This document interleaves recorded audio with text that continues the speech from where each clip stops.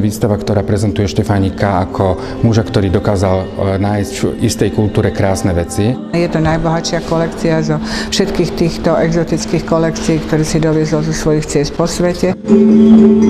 Priviezol zbierku 270 kusov becnín zo súostrovia Tahiti. V apríli toho roku uplynulo práve 100 rokov, čo sa priplavil do hlavného mesta na Tahiti, do Papeete.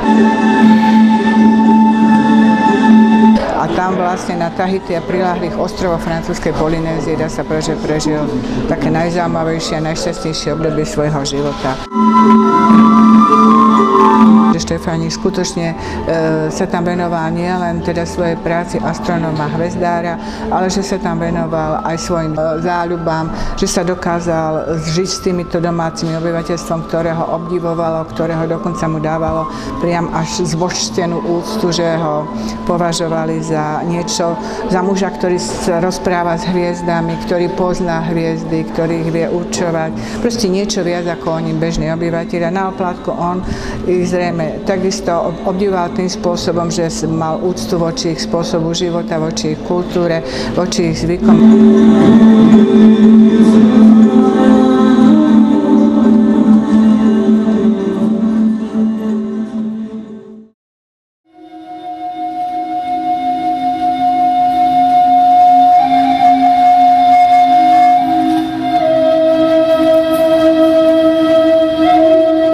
Je to človek, ktorý dokázal zachrániť Gogenové drevorezy a dnes sa nachádzajú v Národnej galérii v Prahe a my máme možnosť vidieť na výstave prvotlače. A samozrejme je to ukážka aj toho, že Štefánik, ktorý odchádza na Tahiti v roku 1910 ako muž, ktorý ide pozorovať hviezdy, využil túto cestu aj na to, aby zozbieral nielen zbierkové predmety, ale aby urobil aj množstvo zápiskov a spísal istú etnografiu, ktorá sa viaže k tomuto súostroviu. To bola profesionálne zabezpečená výprava, ktorá mala aj finančné krytie, mala svoj program a samozrejme aj výsledky. No. Čo ani dnes nie je vždy úplne samozrejme. Zapožičali sme dokumenty, ktoré sa vlastne týkajú prípravy a samotnej realizácie expedície na Tahiti a zároveň vlastne fotografie z našho osobného fondu Milan Rostislav Štefánik. Vlastne v tejto prvej vitrine vlastne vidíme ešte rakúsko-uhorský cestovný pás Milana Rostislava Štefánika a potom vlastne poverenie z Bureau de Longitude, ktoré vlastne vyslalo Milana Rostislava Štefánika oficiálne na služobnú cestu na Tahiti. Tu napríklad môžeme vidieť šablónu na vyplnenie meteorologických pozorovaní na Tahiti. Ďalšie dokumenty vlastne už sú o organizovaní výpravy. Sú to vlastne veci, ktoré sa týkajú prepravy Milana Rostislava Štefánika na Tahiti loďou spoločnosti Union Line. A keď pôjdeme do ďalšej vitríny, vlastne hovorí samotné o pobyte na Tahiti. Proste je to tak rozdelené, že vlastne tu môžeme vidieť pozorovanie napríklad meranie teploty, vlastne pásky z nejakého termometra, ale tiež ten spomínaný denník, ktorý tu môžeme vidieť, vlastne otvorený na dvojstrane, kde vpravo je presne ten opis toho tradičného lovu na tuniakov, kde domorodci zviazali dve pyrogy takými tyčami a v strede to, čo môžeme vidieť, je nejaký taký kôž z vrbového prúťa, kde boli nejaké drobné rybičky, vlastne na ktoré ten tuniak útočil, sa snažili chytiť.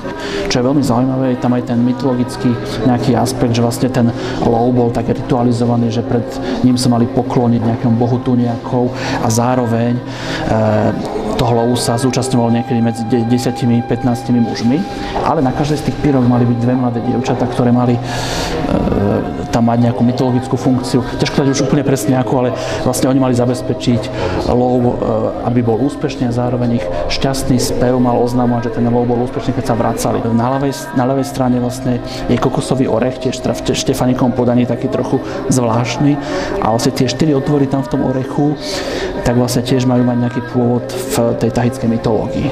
V tom zápisníku sú tie meteorologické a astronomické pozorovanie poprepájané rôznymi takýmito záznamami súkromnejšieho charakteru. Dá sa predpokladať, že toto asi nepredložil svojmu zamestnávateľovi, ale proste vychádzal z také tej oficiálnejšej časti a toto boli asi také záznamy, ktoré boli pre ňoho, preto sa aj zachovali v jeho osobnom fonde.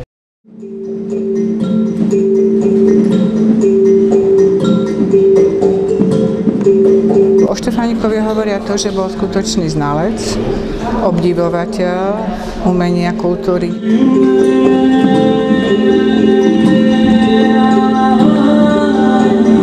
Každý ten predmet akoby niesol v sebe rukopis toho svojho tvorcu. A nielen teda v tej účelovosti alebo funkčnosti, na čo bol použitý, ale predovšetkým aj v tom dekoratívnom zameraní, že každý ten predmet má svojskú originálnu výzdobu, neopakovateľnú a vlastne hovorí teda skutočne o tom umeleckom, by som bola, nadaní tých svojich tvorcov, aj keď to nebolo nadanie školené, bolo to neškolené, bolo to intuitívne, bolo to jednoducho niečo, čo v tých ľuďoch bolo, v čom žili a čo vlastne prejavili na týchto predmetoch.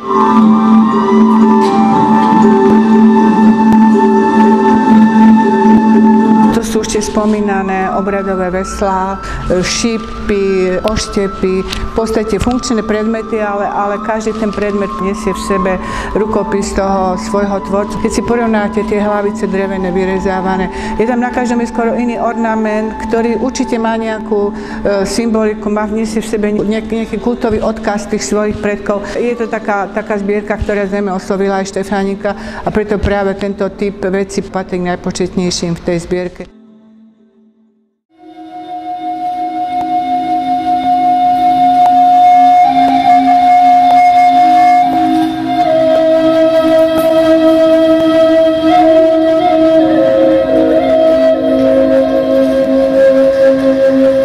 Určite zaujímavé sú aj zbierkové predmety, ktoré sa viažú k zdobeniu.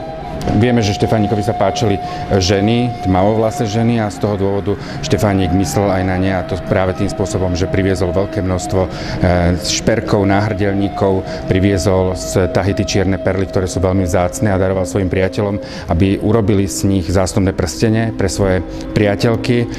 Takýto perlový prsteň sa nezachoval, ale vieme, že jednu takúto perlu vraj daroval aj svojej Juliane, ktorú si chcel zobrať za manželku.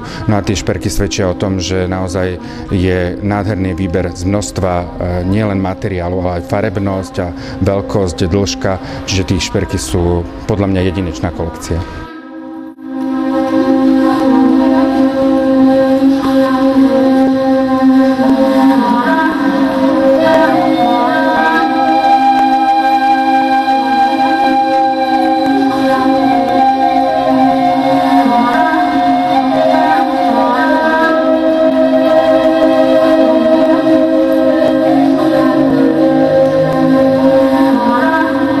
Veľmi zaujímavým predmetom je aj tento domorodý štít. Mnohokrát sa vedci domnievali, že vyplazený jazyk je symbolom boja. Sami vieme, že keby bojovníci utekali s vyplazeným jazykom, tak určite nie sú tí najrýchlejší.